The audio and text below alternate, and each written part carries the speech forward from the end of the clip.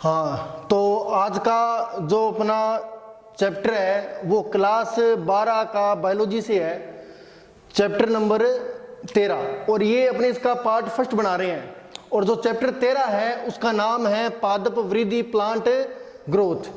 अब देखिए, जो वृद्धि शब्द है ये आपने सुना है और थोड़ा बहुत आप समझते भी है, ठीक है, और आपने इसको अनुभव भी किया है। एक प्लांट आपने देखा है, जैसे समय बीतता जाता है प्लांट की हाइट बढ़ती जाती है, उसका डायमीटर भी बढ़ता जाता है, ठीक है। आपने बीज देखे हैं, बीज बोते हैं, अपने बीज अंकुरित होते हैं, ठीक है, ये सब नॉर्मल है।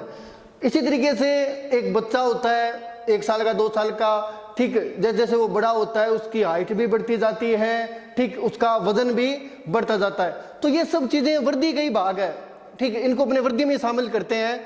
तो अब देखिए आगे कि पहले जो यहाँ पर मैंने लाइन लिखी है वो है वृद्धि एक जटिल प्रक्रिया है। इसका मतलब क्या है कि ये ऐसा नहीं है कि जैसे आप जैसे समझते हो वृद्धि को कि हाइट बढ़ रही है, ठीक है, और सिर्फ जो आपको बाहर से दिखाई दे रहा है वही ग्रोथ है, ठीक है, वो तो है ही, लेकिन अंदर उसके शरीर में एक कोशिका में बहुत सारी मेटाबॉलिक यानी उपापचय क्रियाएं होती है जिसके फलस्वरूप ग्रोथ होती है, ठीक है। तो देखिए वृद्धि एक जटिल प्रक्रिया है, ठीक। अब जटिल प्रक्रिया क्यों है, इस संबंध में अपनों ने यहाँ पर 4 पॉइंट लिखे हैं कि वृद्धि में क्या होता है कि कार्बनिक पदार्थों तथा जीवद्रव्य का संश्लेषण। कार्बनिक पदार्थ मतलब फैट होगी, प्रोटीन हो गए, ठीक है, डीएनए रेप्लिकेशन होता है, आपने ये पढ़ाई है, ठीक, ट्रांसलेशन, ट्रांसक्रिप्शन, वो सभी चीजें आ जाती है, ठीक। जीवद्रव्य का संश्लेषण, भार में बढ़ोतरी, ठीक, कोशिका विभाजन एवं विभेदन, जो कोशिकाएं हैं वो डिवाइड होगी, ठीक, बाद में वो विभेदित होती है, ठीक। विभेदन ये जो टॉपिक है या जो ये वर्ड है इसको अपने आगे देखेंगे डिटेल में। परिमाण में बढ़ोतरी यानी डायमीटर हो गया, ठीक, वॉल्यूम हो गया, भार हो गया, उनमें बढ़ोतरी। तो यहाँ पर इन 4 बिंदुओं से अपने ये समझ सकते हैं कि वृद्धि एक जटिल प्रक्रिया है। यानी जो अपने देख रहे हैं ना, जैसे हाइट बढ़ रही है, वॉल्यूम बढ़ रहा है, ठीक है, वो वृद्धि मतलब अपने देख समझ सकते हैं कि वृद्धि प्रदर्शित हो रही है। लेकिन एक्चुअल में वृद्धि जो होती है वो उपापचय क्रियाओं के फलस्वरूप होती है, ठीक। और उपापचय क्रिया आपको पता ही है सेल में होती है, टिश्यूज में होती है। तो अब अपने देखते हैं आगे परिभाषा, डेफिनेशन। परिभाषा देखिए, पौधों में उपापचय क्रियाओं के फलस्वरूप आकार, आयतन एवं भार में हुई स्थायी बढ़त को वृद्धि कहते हैं, ठीक है। परिभाषा इतनी कॉम्प्लेक्स नहीं है, सिंपल सी है। अब यहां पर एक जो टर्म आई है वो है उपापचय क्रियाओं। परिभाषा दोबारा देखिए, पौधों में उपापचय क्रियाओं के फलस्वरूप आकार, आयतन एवं भार में हुई स्थायी बढ़त को वृद्धि कहते हैं। अब ये बात है कि उपापचय क्रियाएं क्या होती है। देखिए हमारी सेल में, हमारी बॉडी में अनेक जैव रासायनिक बायोकेमिकल रिएक्शन चलती रहती है, जैसे कि रेस्पायरेशन है, जैसे कि लिपिड संश्लेषण है, जैसे कि प्लांट की बात करें तो ट्रांसपायरेशन है, डीएनए रेप्लिकेशन है, ट्रांसक्रिप्शन, ट्रांसलेशन एक्सेट्रा। तो ये सभी जो बायोकेमिकल रिएक्शन है, ठीक। अब इन बायोकेमिकल रिएक्शंस में कुछ होती है एनाबॉलिक और कुछ होती है कैटाबॉलिक। एनाबॉलिक का मतलब जिनमें कोई चीज बनती है, जैसे फोटोसिंथेसिस है, उसको अपने एनाबॉलिक मानते हैं क्योंकि उसमें ग्लूकोज बनता है, संश्लेषित होता है, कार्बोहाइड्रेट, ठीक। और कैटाबॉलिक जिसमें कोई मॉलिक्यूल टूटता है, जैसे मोटे तौर पर रेस्पिरेशन को अपने कैटाबॉलिक मान सकते हैं, ठीक। तो एनाबॉलिक प्लस कैटाबॉलिक ये दोनों मिलकर बनाते हैं मेटाबॉलिज्म। मेटाबॉलिज्म या मेटाबॉलिक रिएक्शन। तो उपापचय क्रियाओं का मतलब हो गया एनाबॉलिज्म प्लस कैटाबॉलिज्म या एनाबॉलिक रिएक्शन, कैटाबॉलिक रिएक्शन, ठीक। इनसे बनता है मेटाबॉलिज्म। सिंपल भाषा में कहें तो एक कोशिका में या शरीर में होने वाले जितने भी बायोकेमिकल रिएक्शन है, एनाबॉलिक होते हैं, कैटाबॉलिक को, उनको सम्मिलित रूप से अपने कहते हैं मेटाबॉलिज्म यानी उपापचय या उपापचयी क्रियाएं। अब आगे देखिए, सजीवों के आकार तथा, ये नेक्स्ट डेफिनेशन है, सजीवों के आकार तथा आयतन में स्थायी तथा अनुत्क्रमणीय परिवर्तन। अनुत्क्रमणीय परिवर्तन का मतलब क्या हो गया, जैसे कोई भी प्लांट आपने देखा है जिसकी हाइट 6 फीट हो गई है, ठीक, वो वापस 5 या 4 फीट का नहीं होगा, ठीक। या तो वो हाइट मतलब उतनी ग्रहण कर लेगा, 6 फीट का है तो कुछ समय के लिए 6 फीट का ही रहेगा, ठीक, लेकिन हाइट कम नहीं होगी, हाँ बढ़ सकती है समय के अकॉर्डिंग लेकिन कम नहीं होगी, ठीक। तो अनुत्क्रमणीय का मतलब ये हो गया, सजीवों के आकार तथा आयतन में स्थायी तथा अनुत्क्रमणीय परिवर्तन जिसके फलस्वरूप उनके शुष्क भार में बढ़ोतरी होती है वृद्धि कहलाती है। शुष्क भार का मतलब ड्राई वेट, जैसे शरीर में आपको पता है पानी होता है उसको निकालने के बाद में, ठीक, शुष्क भार में बढ़ोतरी होती है वृद्धि कहलाती है। तो ये परिभाषा होगी, डेफिनेशन होगी। तो अपनों ने पादप वृद्धि के बारे में देखा कि वृद्धि एक जटिल प्रक्रिया है और वृद्धि सजीवों का गुण है, ये आपने पढ़ा है, आपने 7वीं 8वीं क्लास में पढ़ा है कि सजीव और निर्जीव में अंतर क्या है। तो वहां पर आपने ये एक बात भी लिखी है कि सजीवों में वृद्धि होती है या सजीव वृद्धि प्रदर्शित करते हैं और निर्जीव वृद्धि प्रदर्शित नहीं करते, ठीक। तो वृद्धि का आपने देखा कि वृद्धि जटिल प्रक्रिया है, ठीक। ये 4 बिंदु हो गए, ठीक, फिर परिभाषा होगी। अब अपने आगे देखते हैं अगला टॉपिक।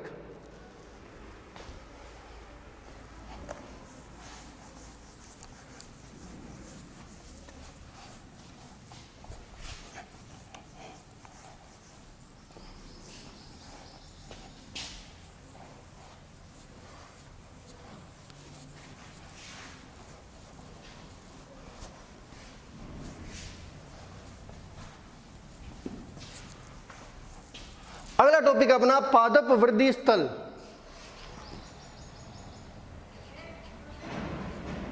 पादप वृद्धि स्थल, प्लांट ग्रोथ साइट। देखिए पादप वृद्धि स्थल क्या है, यहां पर वृद्धि स्थल का मतलब क्या है। वृद्धि स्थल वो भाग होता है जहां पर विभजित की सेल्स मिलती है, ठीक। तो ये वृद्धि स्थल का मतलब क्या हो गया, पादप का वह भाग जहां विभजित की सेल्स मिलती है, मेरिस्टेमेटिक सेल्स। तो प्लांट में जहां पर विभजित की सेल्स मिलेगी, ठीक, वो भाग ग्रोथ साइट या वृद्धि स्थल कहलाएगा, ठीक। अब देखिए यहां पर एक मेन बात और है कि जो प्लांट होता है, ठीक, पादप होता है, उनके संपूर्ण शरीर में वृद्धि नहीं होती, ठीक। यानी ये नहीं है कि मतलब जो कोई भी पार्ट है प्लांट का, ठीक, वहां पर मेरिस्टेमेटिक सेल हो और वो डिवाइड हो, ऐसा नहीं होता। ये मेरिस्टेमेटिक सेल कुछ विशेष रीजन में होती है, कुछ विशिष्ट क्षेत्रों में मिलती है और उन क्षेत्रों को कहते हैं अपने वृद्धि स्थल। तो वृद्धि स्थल का मतलब हो गया ऐसे विशेष क्षेत्र जहां पर विभजित की कोशिकाएं मिलती है और उनमें विभाजन होता है और विभाजन के फलस्वरूप नई कोशिकाएं बनेगी, विभेदन होगा और ओवरऑल वृद्धि होगी। तो अब देखिए आगे कि अब अपने यहां पर एक अंतर भी देख सकते हैं जंतु वृद्धि और पादप वृद्धि में।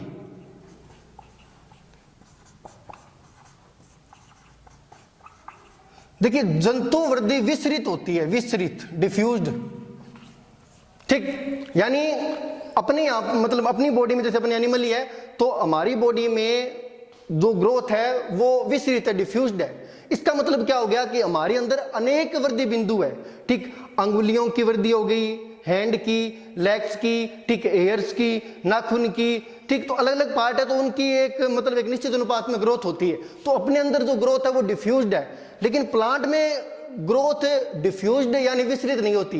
प्लांट में क्या होता है कि कुछ स्पेसिफिक साइट होती है, प्लांट में कुछ क्षेत्र होते हैं जहां पर विभजित की सेल्स मिलेगी, ठीक। और वो क्षेत्र यानी जहां पर विभजित की सेल्स मिल रही है यानी जो वृद्धि स्थल है वही वृद्धि के लिए रेस्पॉन्सिबल है। बाकी जो पार्ट है प्लांट का यानी जो जहां पर विभजित की सेल्स नहीं है वो ग्रोथ में भाग नहीं लेता।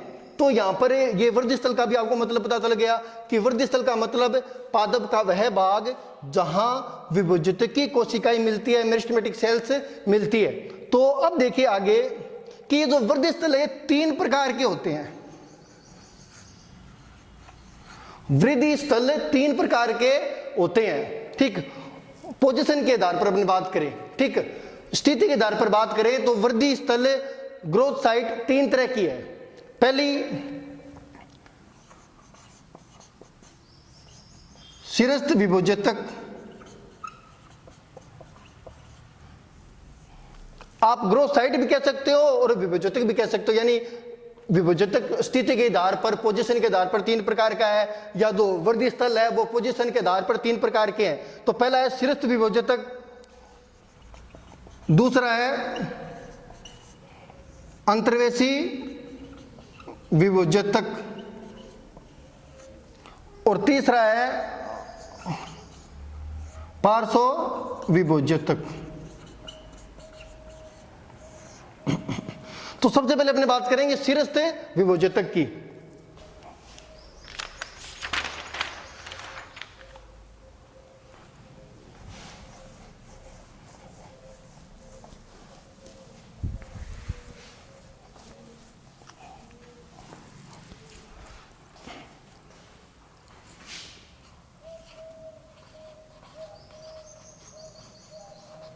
शिरस्थ विभोजक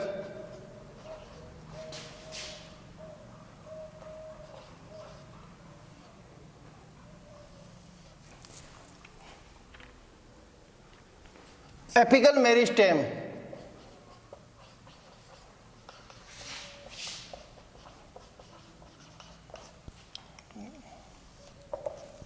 देखिए शिरस्थ विभोजक क्या है? तने एवं मूल के शीर्ष भाग पर मिलने वाला विभोजकी कोशिकाओं का समूह है। मेरिस्टेमेटिक सेल्स विभोजकी कोशिकाओं का समूह है। शिरस्थ विभोजक कहलाता है।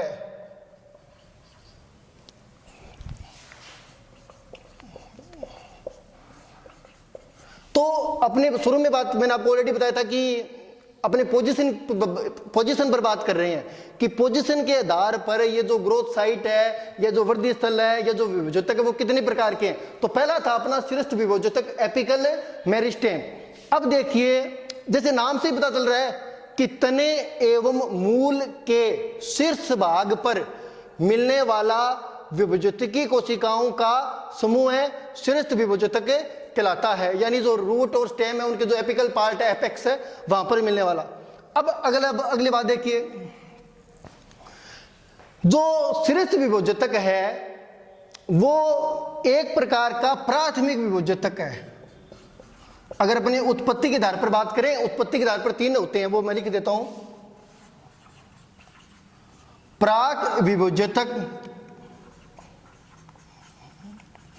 प्राथमिक और द्वितीयक।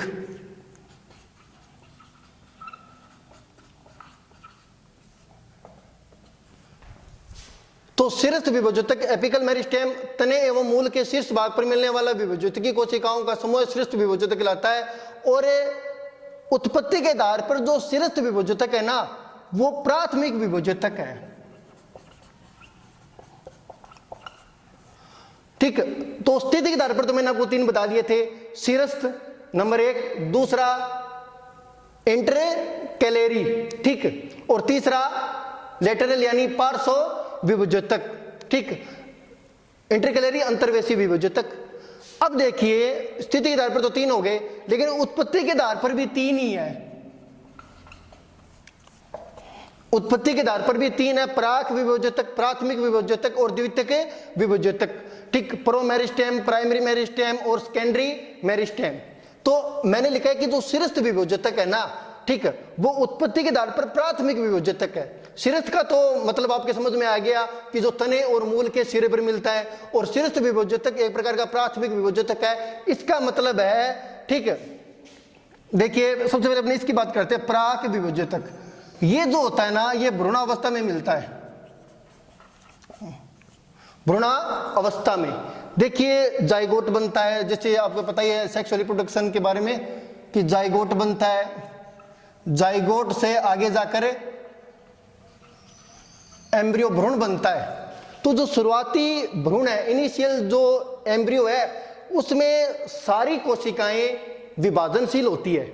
तो यहां पर जो एक प्रकार का मेरिस्टेम बना है ना, उसको कहते हैं प्राक विभोज्यतक, यानी जो भ्रूणावस्था में हो, ठीक, ड्यूरिंग एम्ब्रियोनिक डेवलपमेंट, ठीक, जो विभोज्यतकीय सेल्स है उनको अपने कहते हैं प्राक विभोज्यतक।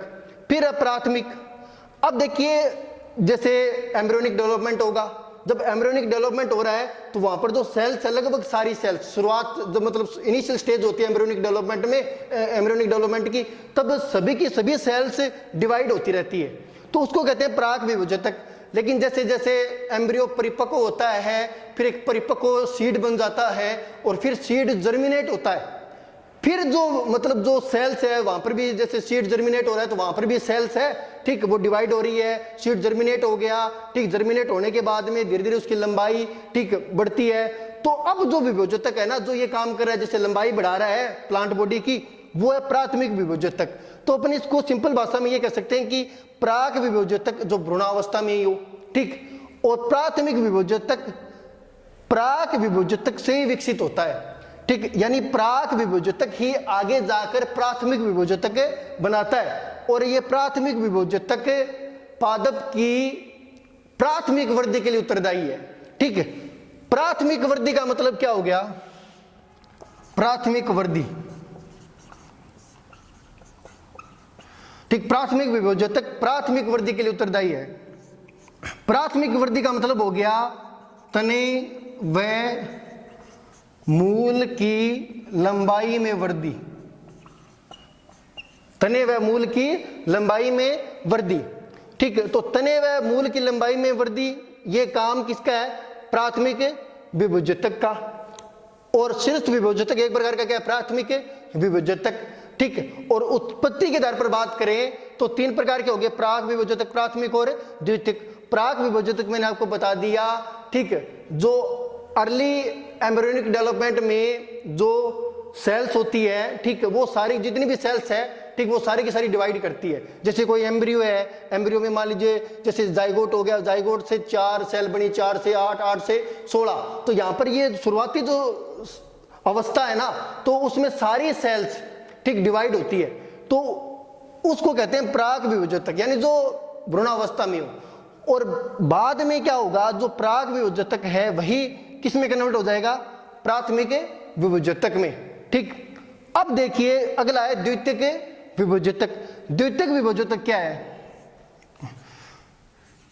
स्थायी कोशिकाएं या स्थायी उत्तक। स्थायी कोशिकाएं या स्थायी उत्तक का मतलब होता है कि जो नॉर्मली डिवाइड नहीं करती, ठीक, जो सामान्य अवस्था में विभाजन नहीं करती, ऐसा उत्तक जो नॉर्मली डिवाइड नहीं करता, या ऐसी कोशिकाएं जो सामान्यतः विभाजन नहीं करती, लेकिन कुछ विशिष्ट परिस्थितियों में उनमें विभाजन क्षमता आ जाती है, ठीक।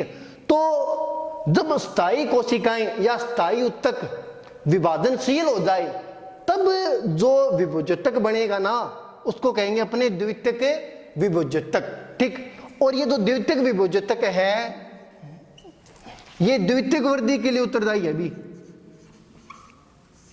Responsible for secondary growth. द्वितीयक वृद्धि, द्वितीयक वृद्धि का मतलब क्या हो गया? तने या रूट की मोटाई में, डायमीटर, ठीक है। तो जो मोटाई या जो डायमीटर है उसमें जो वृद्धि होगी ना, उसको अपने कहते हैं द्वितीयक वृद्धि, सेकेंडरी ग्रोथ।